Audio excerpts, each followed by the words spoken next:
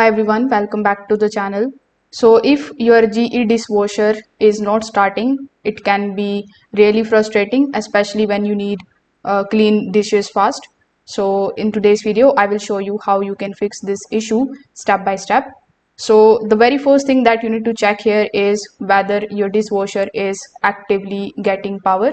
You can start by inspecting your home's circuit breaker panel, and then you can just simply reset any of the tripped breaker connected to the dishwasher.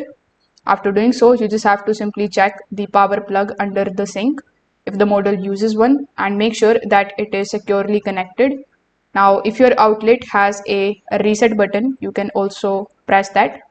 So do not forget to check nearby wall switches, since some of the GE dishwashers are connected to the hidden power switches that may have been turned off.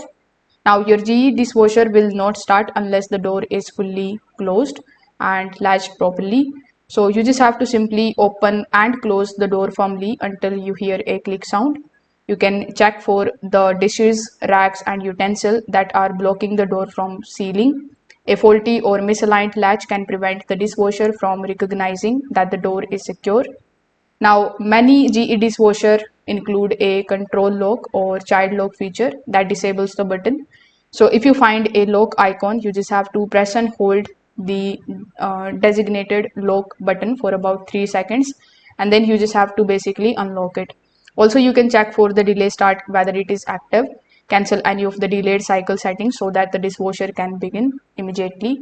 So if this video helped you out, make sure that you like this video and subscribe to the channel. Thanks for watching.